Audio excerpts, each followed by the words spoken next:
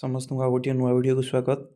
आज आम video DC2 unit 1 concept of nutrition विषय को आलोचना करबा, जहाँ कि सब topic food and its function एवं मीनिंग ऑफ न्यूट्रिशन ए दुईटी टॉपिक आज आम आलोचना करबा। चलंतु प्रथम क्वेश्चन देखिबा। डेफिनेशन ऑफ फूड खाद्यर संज्ञा कौन ता ऊपर गोटे क्वेश्चन अछि। What does the term food refer to according to the text पाठ्य अनुसार खाद्य शब्द क्या कह जाए। सठिक उत्तर हम बी शरीर को पोषण करुवा कौन सी जिनिस को आम खाद्य बा फूड बोली कही था। तार देखु वर्णना भी ये मु food includes solids semi solids and liquids that nourish the body sustain it and keep it healthy.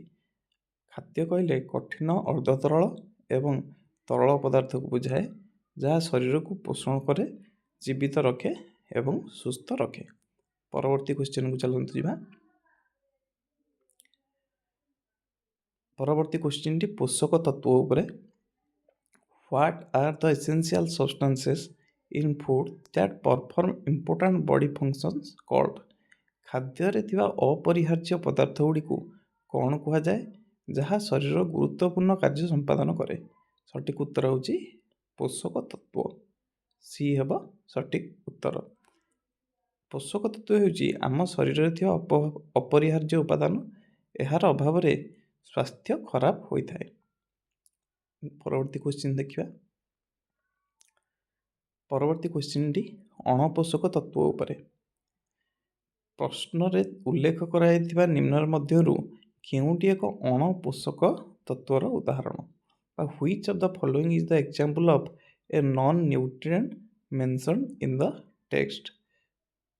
एथुर कोडा हबो ना रंग और सुगंधित कारक पदार्थ जोड़ा का हमर खाद्य रे विभिन्न प्रकार रंग मिसा जाउची ताको कलरफुल करिया पे अट्रैक्टिव करिया पे, तेणु सेउडा हला आमर कौन सी प्रकार से पोषक तत्व नुहे, से अणपोषक तत्व जोड़ा कि आम शरीर क्षति घटाए।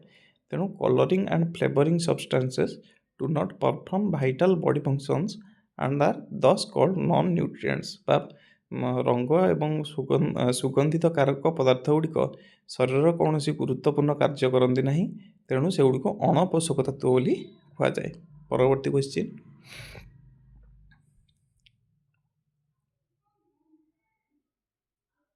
शरीर गठन और मरामती। शरीर गठन और मरामती उपरे क्वेश्चन टी अछि जे which nutrient is necessary for both growth and repair. बॉडीर ग्रोथ और रिपेयर पई बा वृद्धि एवं मरामती पई क्षय हो जाइथिबा कोषर परिवर्तन पई क्यों पोषक तत्व आवश्यक। सठिक उत्तर हम सी बा पुष्टिसार। जेहेतु आम जानीचे जे पुष्टिसारटा आम शरीर आमर मांसपेशीर वृद्धि साहाय्य करे एवं टिश्यूर रिपेयर बा जो आमर टिश्यू गुड़िकर ताकू मरामती करिबारे साहाय्य करे। Proteins are essential for the tremendous increase in height and weight from infancy to adulthood.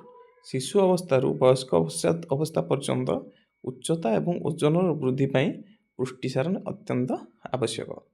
परवर्ती क्वेश्चन को जिबा। सुरक्षाकारी कार्य बा प्रोटेक्टिव फंक्शन ऊपर गोटे क्वेश्चन अछि। In the context of food what does the term protective refers to. खाद्यर प्रसंग रे सुरक्षाकारी बा प्रोटेक्टिव शब्दर काहाकू सूचाए। सठिक उत्तर हम preventing infection and facilitating rapid recovery. संक्रमण को रोकिबा एवं शीघ्र आरोग्य रे साहाय्य करिबा। तार वर्णना एठार दिया। सुरक्षाकारी कार्य शरीर रोग प्रतिरोधक शक्ति को सठिक भाव में कार्य करने सुनिश्चित करे। जोड़ा प्रोटेक्टिव फंक्शन तार प्रोटेक्टिव फूड फंक्शन कौन ना आम रोग प्रतिरोधक शक्ति को सी बढ़ाए, जहाद्वारा आमको आउ कौन प्रकार रोग हुए ना। तेणु ताकू सुरक्षाकारी बा प्रोटेक्टिव फूड बोली कह जाए।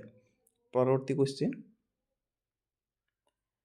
नियंत्रणकारी कार्य उपरे क्वेश्चन टी बा रेगुलेटरी फंक्शन उपरे question T.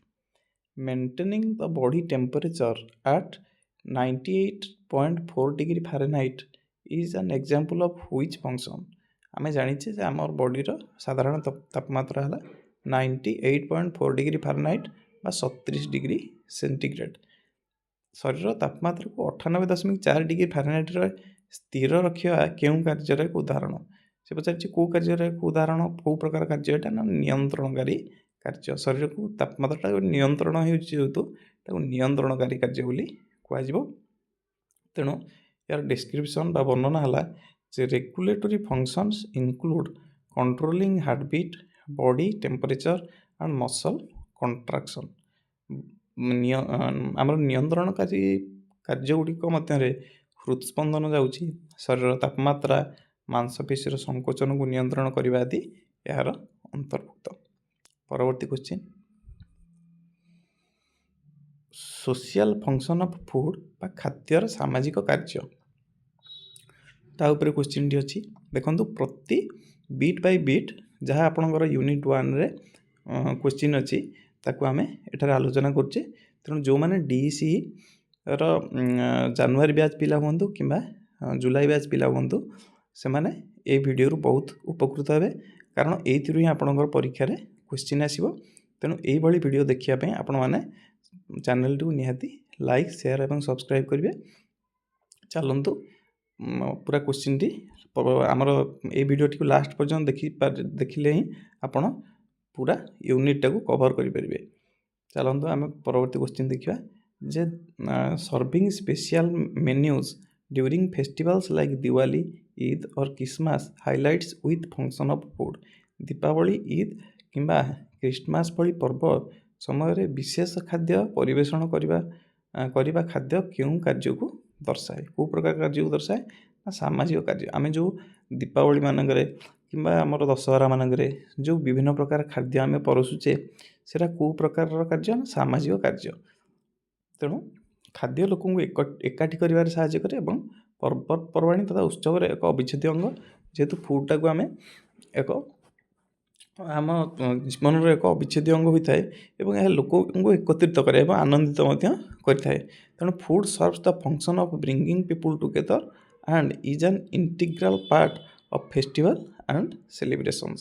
Next question, psychological function ବା ମାନସିକ କାର୍ଯ୍ୟ ଉପରେ କ୍ୱେଶ୍ଚିନ୍ଟି। When a mother prepares her child's favorite dish to express love, food is performing a ବା ଯେତେବେଳେ ଜଣେ ମା ନିଜ ପିଲାର ପ୍ରିୟ ଖାଦ୍ୟ ପ୍ରସ୍ତୁତ କରି ଭଲ ପାଇବା ପ୍ରକାଶ କରନ୍ତି, ସେତେବେଳେ ଖାଦ୍ୟ କେଉଁ କାର୍ଯ୍ୟ କରୁଥାଏ? ସଠିକ ଉତ୍ତର ହେବ ମାନସିକ କାର୍ଯ୍ୟ, ସାଇକୋଲୋଜିକାଲ ଫଙ୍କସନ୍ କରୁଥାଏ। କାହିଁକି ନା ଯେତେବେଳେ ଆମେ ଖାଦ୍ୟଟା ପରସୁଛେ, ଯେତେବେଳେ ଫୁଡ଼୍ଟା satisfies emotional needs such as security, love and attention. ଯେତେବେଳେ ଆମେ ଖାଦ୍ୟଟା ପରସୁଛେ, ସେଇଟା ନିହାତି ଖାଦ୍ୟ ସୁରକ୍ଷା, ଭଲ ପାଇବା ଏବଂ ଧ୍ୟାନ ଆକର୍ଷଣ କରିଥାଏ। ଏଇଟା ଗୋଟେ ଆମର ଆବେଗ ସହିତ ଜଡ଼ିତ। ତେଣୁ ଖାଦ୍ୟ ସୁରକ୍ଷା, ଭଲ ପାଇବା ଏବଂ ଧ୍ୟାନ ଆକର୍ଷଣ ଭଳି ଆବେଗିକ ଆବଶ୍ୟକତାକୁ ଏହା ପୂରଣ କରେ। ପରବର୍ତ୍ତୀ କ୍ୱେଶ୍ଚିନ୍, ସାଇକୋଲୋଜିକାଲ ଆସୋସିଏସନ୍ ବା ସାମାଜିକ ସମ୍ପର୍କ ଉପରେ question. Why might khichdi be associated with unpleasant feelings for some people? ବା କିଛି ଲୋକଙ୍କ ପାଇଁ ଖେଚୁଡ଼ି କାହିଁକି ଅପ୍ରୀତିକର ଅନୁଭୂତି ସହିତ ଜଡ଼ିତ ହୋଇଥାଏ? ଆପଣମାନେ ଖେଚୁଡ଼ି ନିହାତି ଖାଇଥିବେ। ବିଭିନ୍ନ ପ୍ରକାର ସେଥିରେ ପନିପରିବା ପଡ଼ିଥାଏ, ମିଶିକିରି ଗୋଟେ ହେଲ୍ଦି ଫୁଡ଼୍ ବୋଲି ଆମେ ତାକୁ କହିଥାଉ। କିନ୍ତୁ ସେ ଏଠି କହିଛି ଯେ କାହିଁକି ଆମର କିଛି ଲୋକଙ୍କ ପାଇଁ ଖେଚୁଡ଼ିଟା ଅପ୍ରୀତିକର ଅନୁଭୂତି ଦେଇଥାଏ। ସଠିକ ଉତ୍ତର ହେବ ସି, କାରଣ ଏହା ପ୍ରାୟତଃ ଜ୍ୱର କିମ୍ବା ଝାଡ଼ା ଭଳି ଅସୁସ୍ଥତା ସମୟରେ ଖିଆଯାଏ। ଆମେ ଜାଣିଛେ ଏମିତି ଗୋଟେ ସନ୍ତୁଳା ଗୋଟେ ଖାଦ୍ୟ। ସନ୍ତୁଳାଟା ଆମେ ଯେତେବେଳେ ରୋଗୀ ଖାଦ୍ୟ ବୋଲି ପ୍ରାୟ ଜାଣିଛନ୍ତି, କିନ୍ତୁ ସନ୍ତୁଳାଟା ହେଲା ସବୁଠୁ ଆମର ହେଲ୍ଦିଏଷ୍ଟ ଖାଦ୍ୟ ଭାବରେ ଗଣାଯାଏ। ସେଇଭଳି ଭାବରେ ଆମର ଖେଚୁଡ଼ିଟା ମଧ୍ୟ ଗୋଟେ ହେଲ୍ଦିଏଷ୍ଟ ଫୁଡ଼୍, ଯେଉଁଟାକି ଆମେ ଲୋକମାନେ ଭାବନ୍ତି ଯେ କେବଳ ଆମକୁ ଜ୍ୱର ଆଉ ଝାଡ଼ା ହେଲା ଟାଇମ୍ରେ ହିଁ ଆମେ ତାକୁ ଖାଇଥାଉ, କିନ୍ତୁ ଏଇଟା ଅନୁଚିତ କଥା। ଯେହେତୁ ଏଇଟା ଆମ ହେଲ୍ଦି ଫୁଡ଼୍, ତେଣୁ କୌଣସି ଦେହ ଖରାପ ହେଲେ ଏଟାକୁ ଦେଲେ ଆମେ ଶୀଘ୍ର ସୁସ୍ଥ ହୋଇଥାଉ ବା ରିକଭରି କରିଥାଉ। ପରବର୍ତ୍ତୀ question,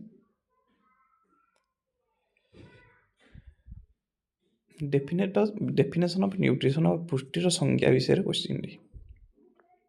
Which of the following is the most detailed definition of nutrition? ବା ନିମ୍ନଲିଖିତ ମଧ୍ୟରୁ କେଉଁଟି ପୁଷ୍ଟିର ସବୁଠାରୁ ବିସ୍ତୃତ ସଂଜ୍ଞା କେଉଁଟି?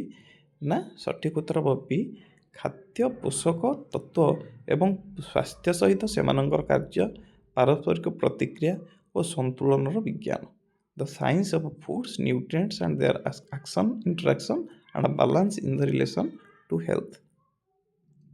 ଏଇଟା ହେଲା ପୁଷ୍ଟିର ସବୁଠାରୁ ବିସ୍ତୃତ ସଂଜ୍ଞା। Nutrition is a broad science that includes how the body handles nutrients and social, economic and psychological implication of eating. ନ୍ୟୁଟ୍ରିସନ୍ଟା କାହା ସହିତ ଜଡ଼ିତ? ନା ଏଇଟା ଗୋଟେ ସାଇନ୍ସ ଯିଏକି ଆମର ବଡ଼ିଟା କେମିତି ନ୍ୟୁଟ୍ରିସନ୍କୁ ହ୍ୟାଣ୍ଡେଲ୍ କରେ ତା ଉପରେ ଜଡ଼ିତ, ଏବଂ ସାମାଜିକ, ଆମର ଇକୋନୋମିକ୍ ଆଉ ସାଇକୋଲୋଜିକାଲ ଇମ୍ପ୍ଲିକେସନ୍ ଅଫ୍ ଇଟିଂ, ବୋଲେ ଆମର ସାମାଜିକ, ଇକୋନୋମିକ୍ ଆଉ ସାଇକୋଲୋଜି ଉପରେ ଏଇଟା ମଧ୍ୟ ଜଡ଼ିତ ପୁଷ୍ଟିର ସଂଜ୍ଞାଟା। ନେକ୍ସଟ କ୍ୱେଶ୍ଚିନ୍ ହେଉଛି ମାଇକ୍ରୋନ୍ୟୁଟ୍ରିଏଣ୍ଟ ଉପରେ। Which of these are needed by the body in relatively large amounts and are called macronutrients? ଆପଣଙ୍କର ଏଇଥର ପରୀକ୍ଷାରେ ଏ କ୍ୱେଶ୍ଚିନ୍ ଆସିଛି। ଦେଖନ୍ତୁ ଏଇଟା ଆମେ ଆଲୋଚନା କରୁଛେ। ନିମ୍ନଲିଖିତ ମଧ୍ୟରୁ କେଉଁଟି ଶରୀର ପାଇଁ ଅଧିକ ପରିମାଣରେ ଆବଶ୍ୟକ ଏବଂ ଏହାକୁ ମ୍ୟାକ୍ରୋନ୍ୟୁଟ୍ରିଏଣ୍ଟ କୁହାଯାଏ? କେଉଁଟି? ନା ଶ୍ୱେତସାର, ସ୍ନେହସାର, ପୁଷ୍ଟିସାର ଓ ଜଳ। ଏଗୁଡ଼ା ସବୁ ମ୍ୟାକ୍ରୋନ୍ୟୁଟ୍ରିଏଣ୍ଟ ହେଲା ଯେଉଁଟାକ ସାଇଜ୍ରେ ଟିକେ ଟିକେ ବଡ଼, ମାଇକ୍ରୋ ହେଲା ଯେଉଁଟା ସାଇଜ୍ରେ ପୁରା ଛୋଟ। ମାଇକ୍ରୋନ୍ୟୁଟ୍ରିଏଣ୍ଟ ଯେଉଁଟା ଛୋଟ, ମାକ୍ରୋନ୍ୟୁଟ୍ରିଏଣ୍ଟ ଯେଉଁଟାକ ସାଇଜ୍ ଟିକେ ବଡ଼। ତେଣୁ ଶ୍ୱେତସାର, ସ୍ନେହସାର, ପୁଷ୍ଟିସାର ଓ ଜଳ ଏଗୁଡ଼ାକର ସାଇଜ୍ ଟିକେ ବଡ଼, ତେଣୁ ଏହାକୁ ମାକ୍ରୋନ୍ୟୁଟ୍ରିଏଣ୍ଟ ବୋଲି କୁହାଯାଏ। ମାକ୍ରୋନ୍ୟୁଟ୍ରିଏଣ୍ଟ ଗୁଡ଼ିକ ଶରୀରକୁ ଅଧିକାଂଶ ଶକ୍ତି ଏବଂ ଗଠନମୂଳକ ଉପାଦାନ ଯୋଗାଇଥାନ୍ତି। ପରବର୍ତ୍ତୀ question, vitamins and minerals are needed smaller amounts and are known as, ଜୀବସାର ଏବଂ ଖଣିଜ ଲବଣ ଅଳ୍ପ ପରିମାଣରେ ଆବଶ୍ୟକ ହୋଇଥାଏ, ଏଗୁଡ଼ିକୁ କ'ଣ କୁହାଯାଏ? ସଠିକ ଉତ୍ତର ହେଉଛି ମାଇକ୍ରୋନ୍ୟୁଟ୍ରିଏଣ୍ଟସ୍। ଯେଉଁଗୁଡ଼ାକ ଆମ ଶରୀର ପାଇଁ ଅଳ୍ପ ପରିମାଣରେ ଦରକାର ହୋଇଥାଏ ତାକୁ ଆମେ କ'ଣ କହିବା? ମାଇକ୍ରୋନ୍ୟୁଟ୍ରିଏଣ୍ଟ ବୋଲି କହିବା। ଅତି ଅଳ୍ପ ପରିମାଣରେ ଆବଶ୍ୟକ ହେଲେ ମଧ୍ୟ ମାଇକ୍ରୋନ୍ୟୁଟ୍ରିଏଣ୍ଟ ଗୁଡ଼ିକ ଶରୀରର ରାସାୟନିକ ପ୍ରକ୍ରିୟା ଏବଂ ସ୍ୱାସ୍ଥ୍ୟ ପାଇଁ ଅପରିହାର୍ଯ୍ୟ। ପରବର୍ତ୍ତୀ କ୍ୱେଶ୍ଚିନ୍, ଇଣ୍ଟରାକ୍ସନ୍ ଆଣ୍ଡ ବାଲାନ୍ସ, ପାରସ୍ପରିକ ପ୍ରତିକ୍ରିୟା ଏବଂ ସନ୍ତୁଳନ ଉପରେ ପ୍ରଶ୍ନଟି। Too much of which nutrient is in the diet can prevent the body from taking in enough calcium? ଖାଦ୍ୟରେ କେଉଁ ପୋଷକ ତତ୍ତ୍ୱର ଅତ୍ୟଧିକ ପରିମାଣ ଶରୀରକୁ ପର୍ଯ୍ୟାପ୍ତ କ୍ୟାଲସିୟମ୍ ଗ୍ରହଣ କରିବାରେ ବାଧାପ୍ରାପ୍ତ କରେ? ସଠିକ ଉତ୍ତର ହେଉଛି ସି, ଭିଟାମିନ୍ ସି ବା ଜୀବସାର ସି। କାହିଁକି ନା ଫସ୍ଫରସ୍ ଏବଂ କ୍ୟାଲସିୟମ୍ ମଧ୍ୟରେ ସନ୍ତୁଳନ ହାଡ଼ ଏବଂ ଦାନ୍ତର ବୃଦ୍ଧି ତଥା ଶରୀରକୁ ପ୍ରଭାବିତ କରିଥାଏ। ପରବର୍ତ୍ତୀ କ୍ୱେଶ୍ଚିନ୍, ହଜମ କ୍ରିୟା ଉପରେ ଏହି କ୍ୱେଶ୍ଚିନ୍ଟି। The process of converting food into utilizable forms within the digestive tract is called? ପାକସ୍ଥଳୀ ଓ ଅନ୍ତନଳୀ ମଧ୍ୟରେ ଖାଦ୍ୟକୁ ବ୍ୟବହାର ଯୋଗ୍ୟ ରୂପରେ ପରିଣତ କରିବା ପ୍ରକ୍ରିୟାକୁ କ'ଣ କୁହାଯାଏ? ତାକୁ ହଜମ ବୋଲି କୁହାଯାଏ ବା ଡାଇଜେସନ୍ ବୋଲି କୁହାଯାଏ। କାହିଁକି ନା digestion involves breaking down complex food items into simpler components. ଆମେ ଯେଉଁ ଖାଦ୍ୟ ଖାଉଛେ ଡାଇଜେସନ୍ ମାଧ୍ୟମରେ ସେଥିରୁ ନ୍ୟୁଟ୍ରିଏଣ୍ଟସ୍ ବାହାରେ ଏବଂ ଆମର ସେଇଟା ସ୍ମଲ୍ ଇଣ୍ଟେଷ୍ଟାଇନ୍ରେ ଆବଜର୍ପସନ୍ ହୋଇଥାଏ ବେଲି ଦ୍ୱାରା। ତେଣୁ ହଜମ ପ୍ରକ୍ରିୟାରେ ଜଟିଳ ଖାଦ୍ୟ ପଦାର୍ଥ ଗୁଡ଼ିକ ସରଳ ଉପାୟରେ ବିଭକ୍ତ ହୋଇଥାଏ ଆମ ପେଟରେ, ଏବଂ ସରଳ ଉପାୟରେ ଯେତେବେଳେ ସେଇଟା ବ୍ରେକ୍ଡାଉନ୍ ହୁଏ ଖାଦ୍ୟର, ସେଥିରୁ ବିଭିନ୍ନ ପ୍ରକାର ନ୍ୟୁଟ୍ରିଏଣ୍ଟସ୍ ବାହାରିଯାଏ। ଏବେ ଶ୍ୱେତସାର, ପୁଷ୍ଟିସାର ଗୁଡ଼ାକ ଯେତେବେଳେ ଅଲଗା ହେଇଯାଏ ତାହା ସହଜରେ ସରଳୀକୃତ ହେଲା ପରେ ଆମର ବଡ଼ି ତାକୁ ଆବଜର୍ଭ କରିନିଏ। ନେକ୍ସଟ କ୍ୱେଶ୍ଚିନ୍, ଦେଖନ୍ତୁ ଏଠି ଗୋଟେ ହ୍ୟୁମାନ୍ ଡାଇଜେଷ୍ଟିଭ୍ ଅର୍ଗାନ୍ ଦେଇଛି। ବିଭିନ୍ନ ପ୍ରକାର ପାର୍ଟ ତାର ଦେଖେଇଛି। ଦେଖନ୍ତୁ ପାରାଥାଇରଏଡ୍ ଗ୍ଲାଣ୍ଡ ଯେଉଁଟାକି ଆମର ମସ୍ତିଷ୍କର ପଛ ଭାଗରେ ଅବସ୍ଥିତ ଅଛି, ପାଟି। ତାପରେ ସବଲିଙ୍ଗୁଆଲ ଗ୍ଲାଣ୍ଡ ଯେଉଁଟାକି ଆମେ କଥାବାର୍ତ୍ତା କରୁଛେ, ସବ୍ ମାଣ୍ଡିବୁଲାର ଗ୍ଲାଣ୍ଡ ଇସୋଫାଗସ୍ ଯେଉଁଥିରେ ଆମର ଖାଦ୍ୟ ନଳୀ ଯେଉଁଟାକୁ କହୁଛେ, ଲିଭର ବା ଯକୃତ, ଗଲ୍ ବ୍ଲାଡର ଯେଉଁଟାକି ଲିଭର ତଳେ ରହିଛି, ପିତ୍ତ ଧାନୀ ଯେଉଁଟାକୁ କୁହାଯାଏ, ଯେଉଁଥିରେ ପିତ୍ତ ସଂରକ୍ଷିତ ହୋଇ ରହେ। ତାପରେ ରହୁଛି ଦେଖନ୍ତୁ ଷ୍ଟୋମାକ୍ ବା ଖାଦ୍ୟ ଯେଉଁଟା ଥଳି ବା ପାକସ୍ଥଳୀ ବୋଲି କହୁଛେ ଆମେ ତାକୁ, ପାନକ୍ରିଆସ୍ ବା ଅଗ୍ନାଶୟ ଯେଉଁଟାକି ଟିକେ ନାକୁ ଦେଖାଯାଉଛି ମଝିରେ, ସେଇଟା ଆକ୍ଚୁଆଲି ଆମର ପାକସ୍ଥଳୀ ଏବଂ ଆମର କ୍ଷୁଦ୍ରାନ୍ତର ମଝି ଭାଗରେ ରହିଥାଏ। ତାପରେ ହେଲା ଇଲିୟମ୍ ଆଉ କୋଲୋନ୍। ଇଲିୟମ୍ ଯେଉଁଟା ଆମର ହେଉଛି ଏଇଟା କ୍ଷୁଦ୍ରାନ୍ତର ପାର୍ଟ, ଆଉ କୋଲୋନ୍ ଯେଉଁଟାକି ବୃହଦନ୍ତ୍ର।